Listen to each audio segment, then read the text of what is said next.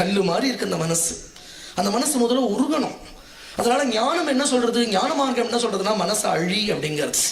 பக்தி என்ன சொல்றதுன்னா மனச பகவான் இடத்துல, மனசு இந்திரியம் எல்லாத்துக்கும் அப்பாற்பட்டு உள்ள ஒரு சித் ஸ்வரூபம் பிரகாசிக்கிறது, அதுதான் பிரம்மம்னு வேதாந்தம் சொல்றது இல்லையா. அதனால எல்லாத்தையும் தள்ளிட்டு உள்ள பார்த்தா ஒரு பிரகாசம் இருக்கு, அதுதான்டா பிரம்மங்கிறது இல்லையா.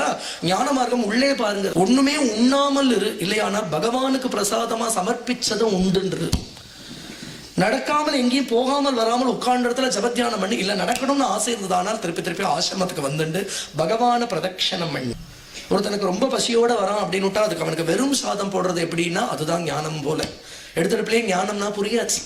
வெறும் சாதம் சாப்பிட்டாலும் பசி ஆறிடும். ஆனா பக்தி எப்படி இருக்குன்னா அலங்கார தளிகையா இருக்கும். பகவானை கொண்டாடலாம், பகவானுக்கு தாலாட்டு பாடலாம், பகக்கலாம் இல்லையா. பகவானுக்கு நான் தாசன், அவர் எனக்கு சுவாமின்னு பார்க்கலாம், இல்லை எனக்கு அந்தராத்மா பகவான் பார்க்கலாம். இத்தனை பாவங்கள் இருக்கு இல்லையா பக்தியிலே. பஞ்சபக்ஷ பரமான்னம்னு சொல்லுவா ஜெனரலா சாப்பிட்றத. நான் பஞ்சபக்ஷ பரமான்னம் சாப்பிட்டியா